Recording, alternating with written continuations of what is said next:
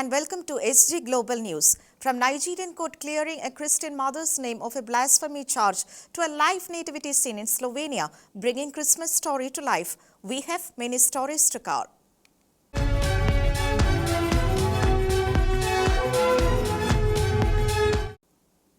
A Christian mother of 5 heaves a sigh of relief after being acquitted by a Nigerian court from a false blasphemy case. Rhoda Jattu was arrested in 2022 for circulating a video condemning the mob lynching of a young Christian girl.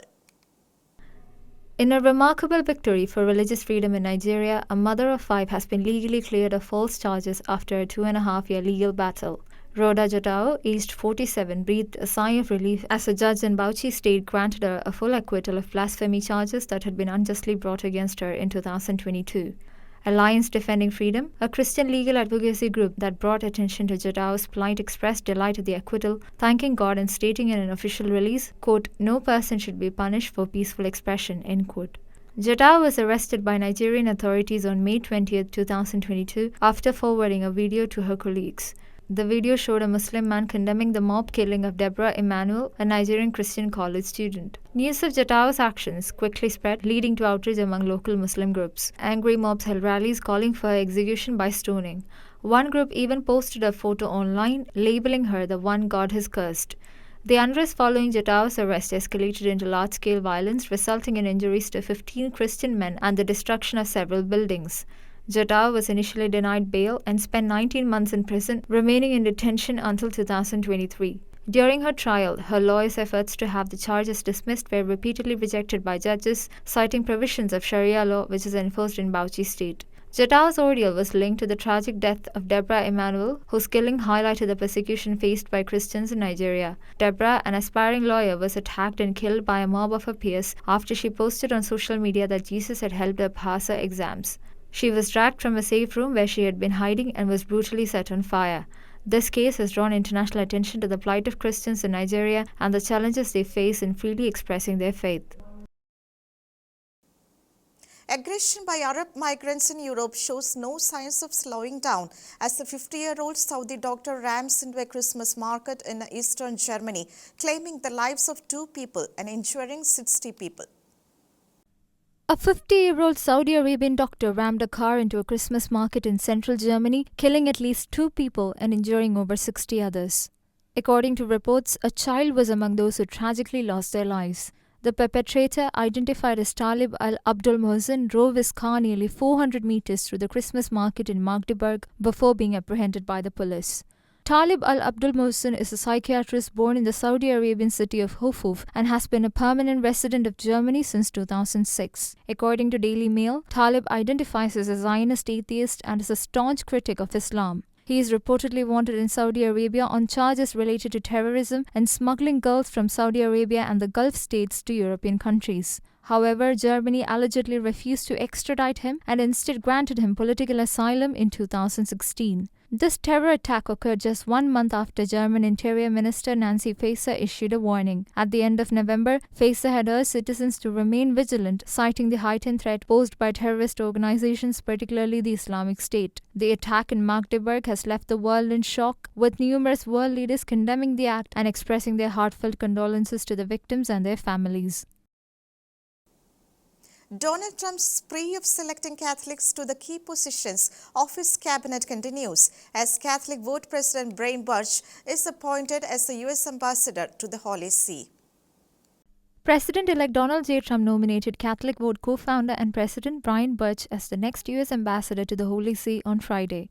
The announcement was made via Trump's Truth Social account. In his post, Trump stated, quote, "Brian is a devout Catholic, a father of 9, and president of Catholic Vote. Brian loves his church and the United States. He will make us all proud," end quote.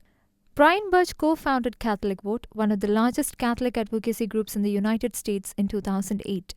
Catholic Vote endorsed Trump in January and played a significant role in garnering Catholic support for the president-elect during his campaign. Trump acknowledged this in his announcement, stating, quote, "He represented me well during the last election, having garnered more Catholic votes than any presidential candidate in history," end quote.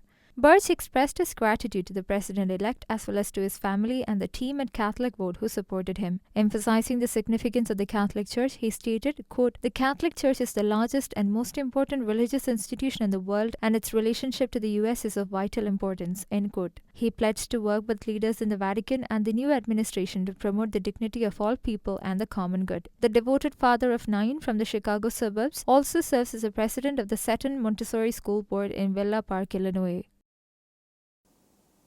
To accommodate growing Catholic population, the Catholic Diocese of Sweden acquires a Lutheran church. The laymen and members of the Lutheran Church Council expressed satisfaction in entrusting their parish to the Catholic Diocese.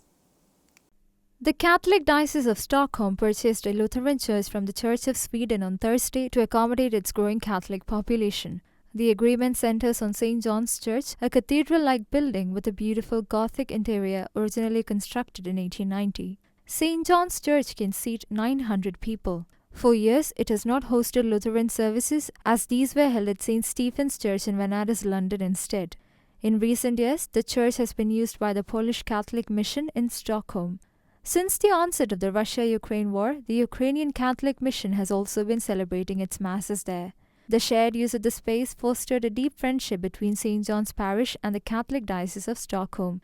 Gunilla Svensson Pilfers and Hans von Schrieb, chairpersons of St. John's Parish Church Council, expressed satisfaction in entrusting their parish to the Catholic Diocese. They emphasized the ecumenical nature of the transfer, highlighting it as a model of trust and tolerance in an increasingly polarized world. Cardinal Anders Arborelius, Bishop of Stockholm, also expressed gratitude for the acquisition. The Catholic Diocese of Stockholm is expected to take possession of the church and its parish hall in late 2025, although a specific date has yet to be determined. In the first public mass after his expulsion from Nicaragua, Bishop Rolando Alvarez prays for the betterment of the conditions of Catholics in his home country. The mass, which was held in Sevilla, was conducted by thousands of faithful. Bishop Rolando Alvarez prayed for his beloved Nicaragua in his first public mass after being expelled from his home country by the Ortega administration at the beginning of the year. Bishop Alvarez, who had been living in exile in Rome, celebrated the Mass in Our Lady of the Orchards Parish, Sevilla.